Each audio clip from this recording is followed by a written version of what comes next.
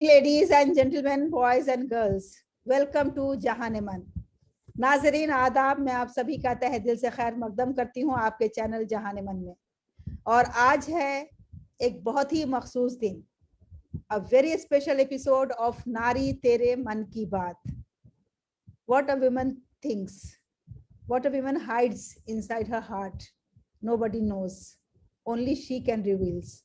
So today we have a woman of substance who has lots to share, whom we can say that she is an iron lady.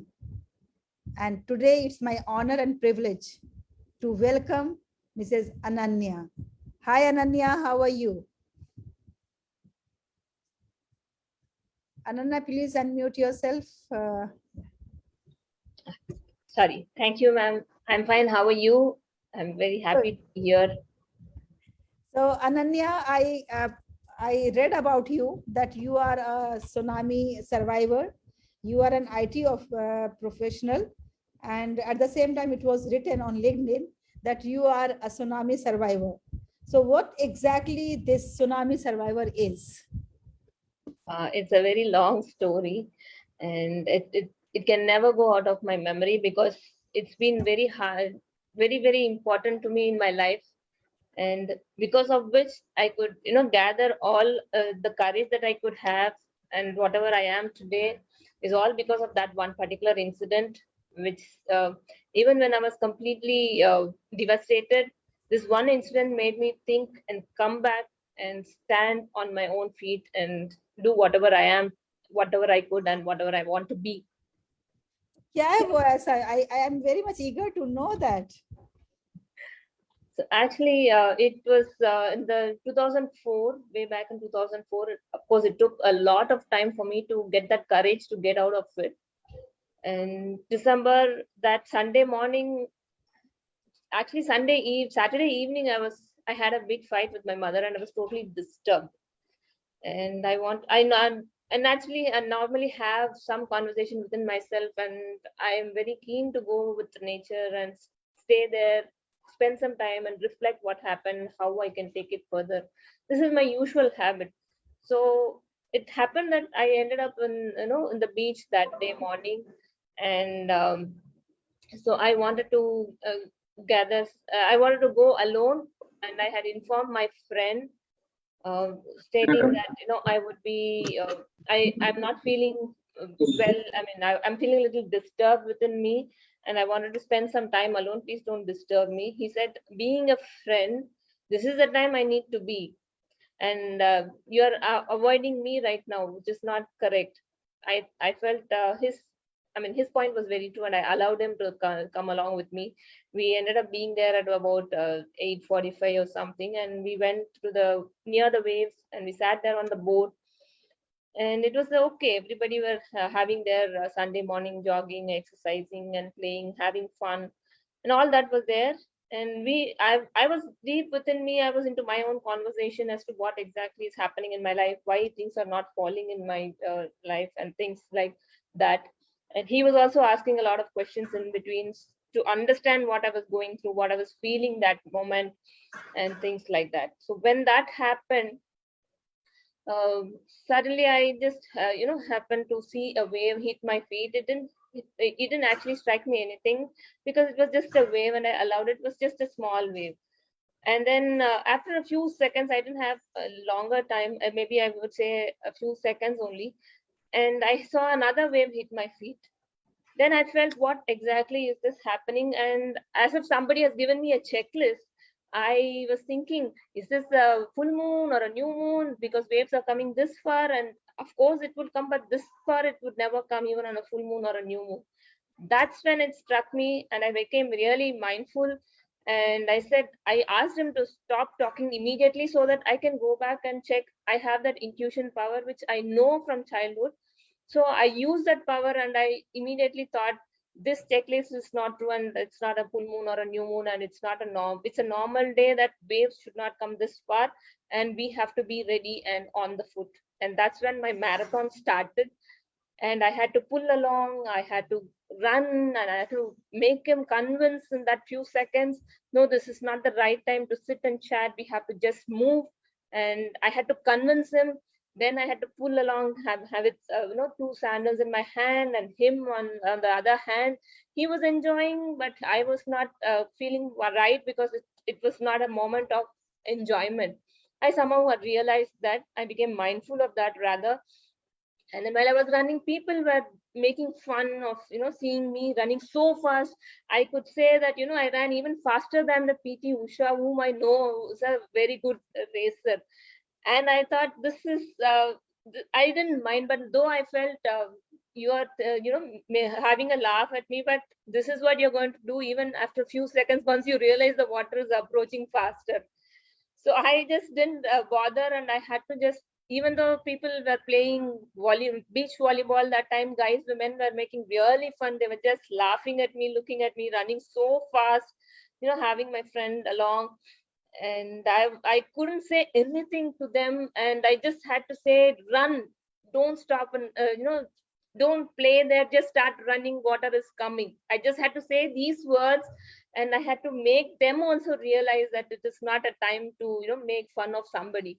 And I saw a few others also running here and there, not knowing what is happening, because the entire beach is covered with water and it's coming very very fast. We didn't have any time. I know a lot of people didn't make it, and I've seen it myself, because people are running ahead of me also could not make it. I could make it. I could bring along out of that place from my friend. We just crossed that. There is a road that we have to climb, I mean steps, and there are steps that we need to climb and get onto the road.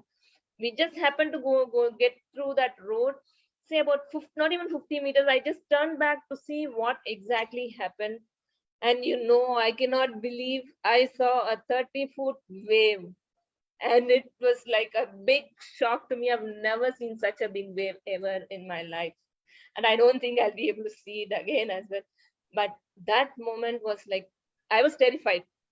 I didn't know what I could do, but somehow my friend gathered some courage. We tried to stop some, car. Somebody was passing by. We tried to stop a normal bus, uh, NTC bus, or he also did not stop because he was also terrified, because the water was so much and it was so fast, and he also did not stop. That's when I was really terrified, and somebody was was very much near the car. They parked the car, and they had taken the car just then, and we got into the car. They allowed us, and we were able to just pass by. Those moments were really, I just cannot forget. It's still in my memory, and I could not sleep with that after that, at least for 2 years. In fact, we were working in the night, and still I could have not nightmares but day mares, I would say. So it was very difficult for me to get over that. So at any moment, did you thought of that the death is in front of you and you are going to die? Was any that type of thought coming to you that the tsunami is going to take you away from your existence? I was actually prepared for that because I've already tried suicide also. So I was prepared well ahead. But my only thought was, I had brought my friend who's the only breadwinner of the family, and I cannot lose his family and him because of me. And I was the one who wanted to be there. So I would become responsible if there's something that happens to him. So my only priority was, getting him out of that particular place and save him, and rather than myself. If I was there, I wouldn't have even bothered of it anything. But I had some responsibility in hand. I was made to save him as well. Really, it's such a like we can get very easily we can feel that how you were feeling at that time when the wave was coming, and that you are saying 34 feet height, and then sound of water and the people scattered here and there, running here there in the search of shelter. So Ananya, when you showed that much of courage at that time, Ananya was from the childhood that much courageous? You were born as courageous, or your parents have made you courageous, or that was all of a sudden strength that you have found due to the survival issue was there, that you have to survive? So just to throw some light on your childhood. Yeah, I did not have, like any other child, I did not have a great childhood, I would say, because I lost my mother when I was 4.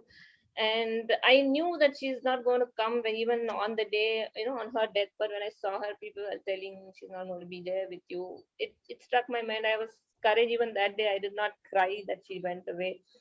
And I would say what my grandmother used to tell me was I was naturally courageous. I was naturally courageous, and my father is a timid person. My mother was a timid person, but my courageous activities are like I have fought with my stepmother a lot of times just to go and play hockey as a hockey player in the mornings. I used to fight with her a lot, and I would ensure I would go for the matches even if I was in 10th. And I've played a lot of matches. We have won a lot of things as a team, and we have come on papers many times.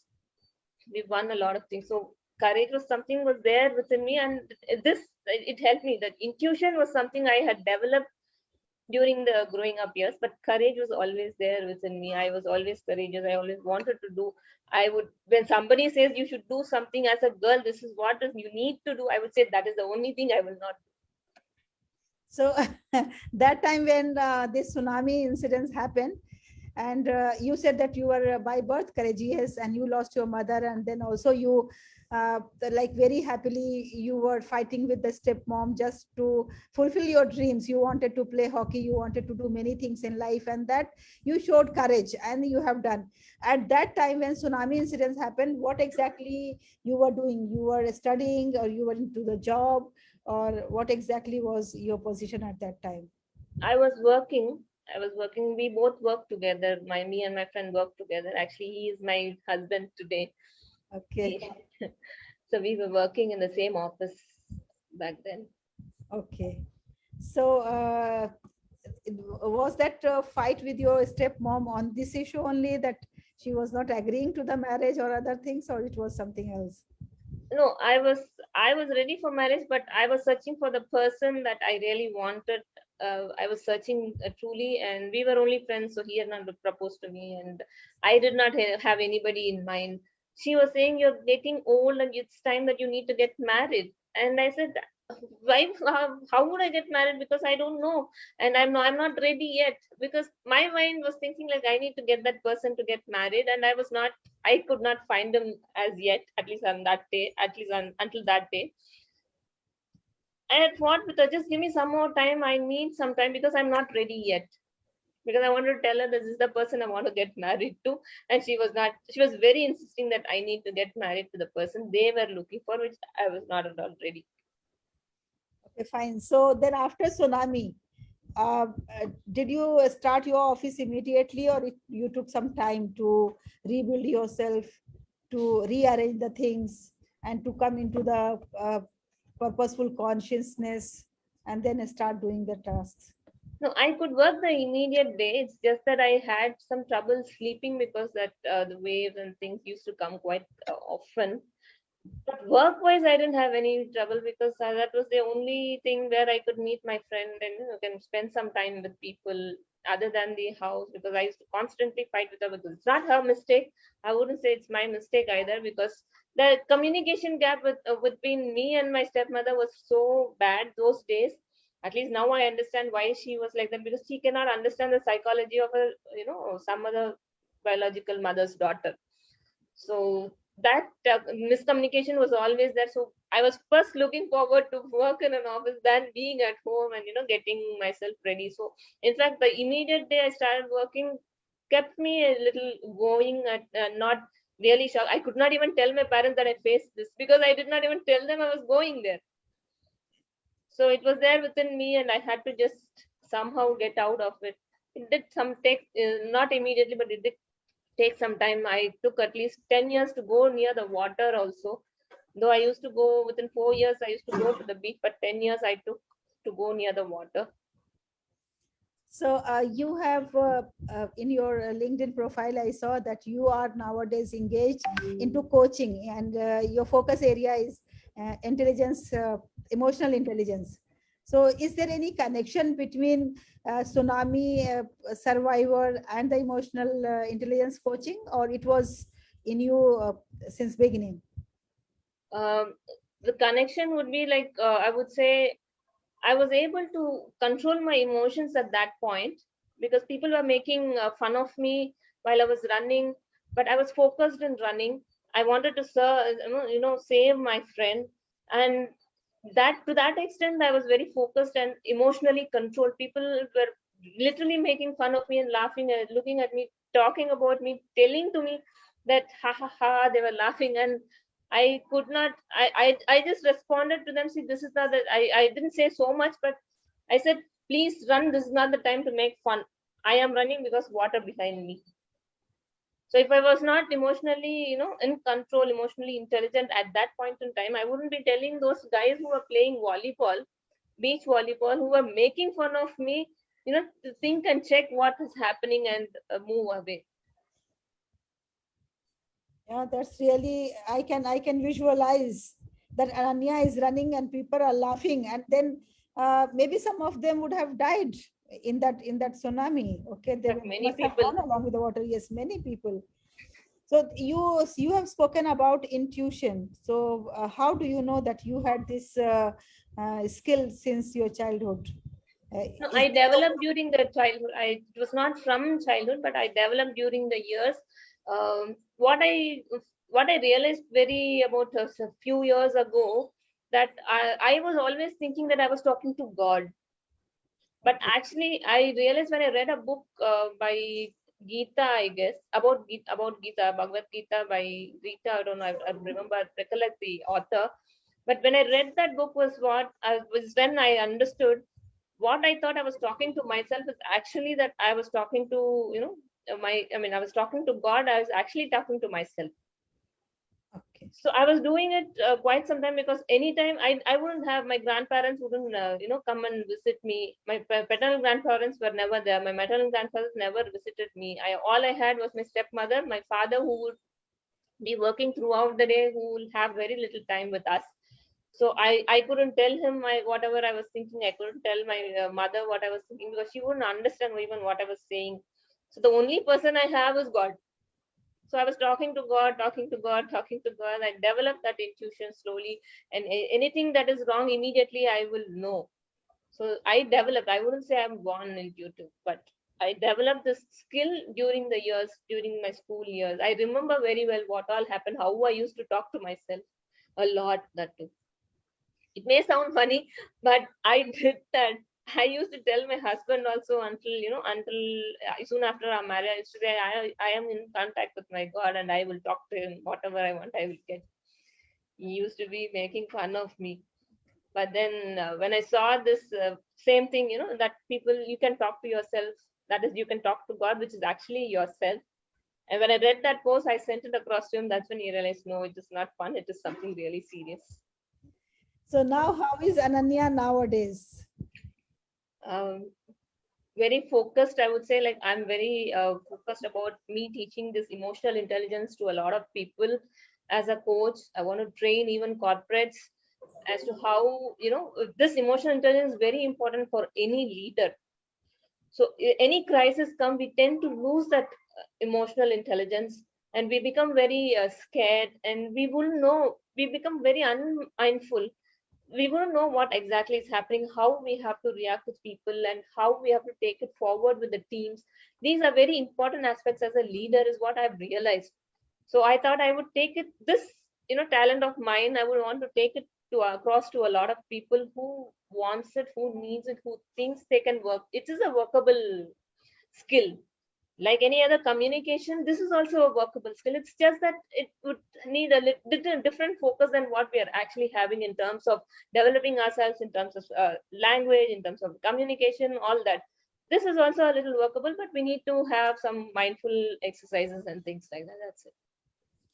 Okay, so Ananya, thank you very much. And it is such an inspiring story, your full life. Now, tell me something about your family. Who all are there in the family, and how happy Ananya is nowadays? I have a son and a daughter. Son is 14 years old. He's in 10th right now. My daughter is only third standard, 7 years. They'll be completing 15 and 8 accordingly next month. And yeah, I have my husband, who's changed his career as a sailor from being a IT professional to business development. I mean, voice and accent, person to business development, and then he moved into his own profession when he did diploma, and he's now moved into marine engineer. So that's how. And my family definitely is, I have a great support from my in-laws. Without them, I wouldn't have raised my children at all, because I was totally shattered in those last 10 years at least. Now I'm okay. Last 4-5 years, I'm focused. I've got everything. But in the previous 10 years, when my son was growing up, I was literally shattered. My family had a big breakup, and I had to patch back within a year and a half, though.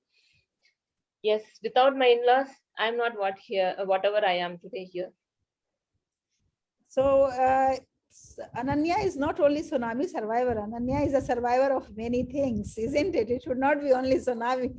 So there are so many things happening, like broken relationship, like misunderstandings, like operation, you can say, or like Ananya wanted to fly high in the sky, but somebody was holding the thread of that kite, not letting the kite move high.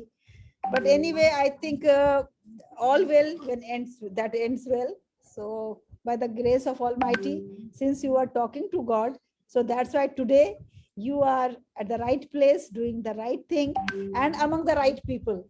When I'm saying among the right people, I mean to say the TTOT community. Will you please tell something about them, how they have supported you? Yeah, definitely. Without Brigadier Sir and Jogesh, without them, I wouldn't be what I am today, because I started with my journey with Jogesh first with his program, and 2019, and he had given me certain tips what I need to do, how I need to bring certain things into my life. That helped me a lot. And then TTOT I attended last year for me to understand how things work online. Brigadier Sir and Jogesh again took a session for 4 weeks, and it was a great session. It was an eye opener for me to start my own coaching program. I ran a program for 3 branches, and I knew where I stood, and I knew my strengths, and I needed to work on my weaknesses as well. I took a break.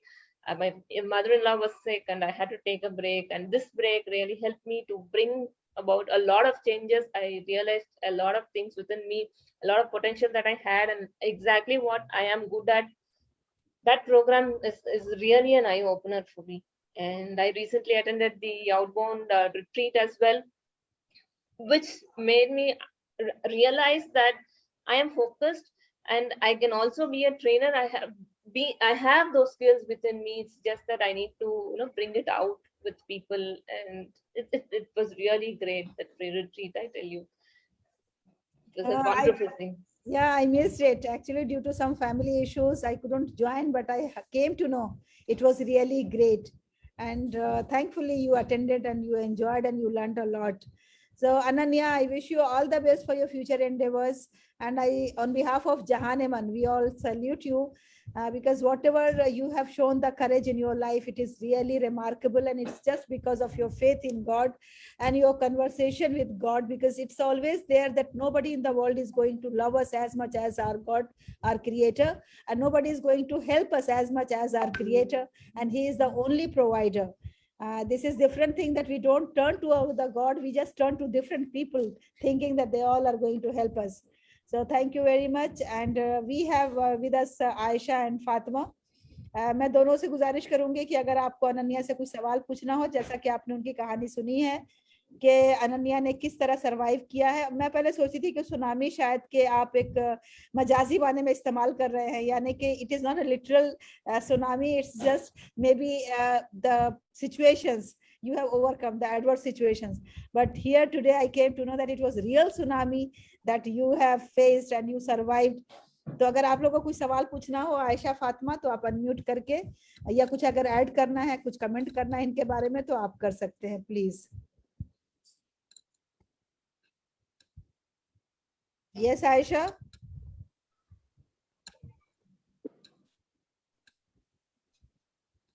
Fatima, are you with us? Yes, ma'am. Yes, tell us. Good evening. Good evening. evening. Good evening, Ananya ma'am. Good evening. क्या कहना चाहते हैं आप Ananya ma'am को? मतलब जब बोल रही थी, आपका बहुत बहुत शुक्रिया जो आप आई जहाने मन पे। सबसे पहले तो मैं आपका शुक्रिया अदा करना चाहूंगी, और उसके बाद से हलीमा मैम का, हलीमा मैम इस तरह के प्रोग्राम्स करवाती रहती हैं और ऐसे ऐसे लोगों से हमें मतलब मिलाती रहती हैं, और हमें इतना एक्सपीरियंस होता है, लोगों के बारे में जानने का मौका मिलता है कि दुनिया में किस तरह से लोग जो है सर्वाइव कर रहे हैं और किस तरह से कितनी मुश्किलात के बाद जो है वो लोग आगे बढ़े हैं। तो आपका बहुत बहुत शुक्रिया। सुन के मतलब थोड़ा सा दुख भी हुआ, बट ये है कि हर एक के लाइफ में कुछ ना कुछ होता है, हर एक इंसान के लाइफ में कुछ ना कुछ होता है। नो बॉडी इज परफेक्ट, कोई इंसान भी परफेक्ट नहीं है इस दुनिया में। तो इसलिए जिंदगी है, ये तो चलती रहेगी, और आदमी कुछ खो के ही कुछ पाता है। जिस तरह से आप इतना आगे बढ़ी और आप अभी जिंदगी एक अच्छी जिंदगी गुजार रही हैं, तो आपका बहुत बहुत शुक्रिया। मैं अच्छा लगा आपसे मिलकर। Yes, nice to meet. I will just differ from Fatima ma'am saying कि थोड़ा सा बुरा लगा। You know, Fatima ma'am, इसमें बिल्कुल बुरा इसलिए नहीं लगना है because Ananya has overcome. Ananya ऐसा नहीं कि उससे दो चार होकर के परेशानी से एक मजलूम, एक मजबूर, एक लाचार, एक अबला नारी बन के रही, ऐसा नहीं हुआ। अनन्या ने उसका मुकाबला किया और आज वो एक स्ट्रॉन्ग लेडी है जो दूसरों को स्ट्रॉन्ग बना रही है। So this is a moment of pride. So we all feel proud of you, Ananya, and whatever had happened, that has made you strong. वो अगर ऐसा नहीं होता तो हो सकता है आज अनन्या Yes. के कोने में बैठ के 2 बच्चे पाल रही होती, है ना, और फिर अनन्या जहानेमन के शो में आकर के अपनी कहानी इस तरह कॉन्फिडेंटली नहीं सुना रही होती। तो since those things had happened in your life, that's why you are so confident and you are so courageous, that you are capable of making others now courageous. Thank you very much for coming to my show. May God bless you always. Thank you so much for having this show conducted. I'm very privileged and honored. Okay, thank you. Aisha ma'am, you wanted to say something? I saw you unmuting and Aisha ma'am. Hello, अस्सलाम वालेकुम रहमतुल्लाहि वबरकातुहू। वालेकुम सलाम जी।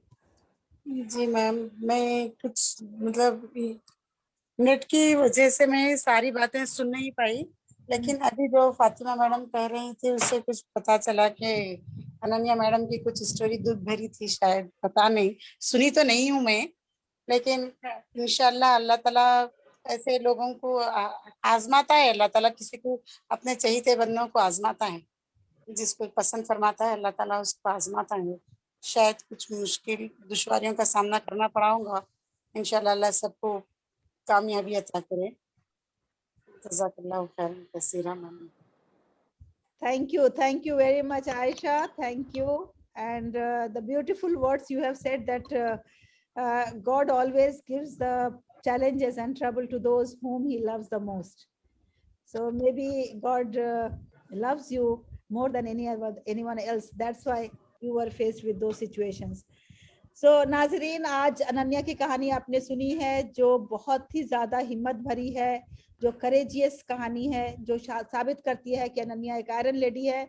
और आजकल अनन्या दूसरों को courageous बनाने में, उनको इमोशनल स्टेबल करने में, उनको किस तरह से हालात का मुकाबला करना है, किस तरह से अपने आप को मजबूत बनाए रखना है, इसकी ट्रेनिंग देती हैं। अगर आपको ट्रेनिंग की जरूरत है या आप किसी ऐसे शख्स को जानते हैं जिसको ट्रेनिंग की जरूरत है, चाहे वो मर्द हो या औरत, तो आप जरूर हमारे चैनल के थ्रू अनन्या से कांटेक्ट कर सकते हैं और वो आपको बखुशी ये सर्विसेज देंगी। जैसा उन्होंने खुद अपनी जिंदगी को सजाया संवारा मुश्किलात का मुकाबला करते हुए, वैसे ही वो आपकी जिंदगी को सजाने और संवारने का हौसला रखती हैं और वो इसकी कुव्वत भी रखती हैं। एक बार फिर आप सबके बिहाफ में अनन्या का शुक्रिया अदा करती हूँ। Thank you very much for being with us. May God always bless you and take special care of yourself. Bye bye. Thank you. Thank you.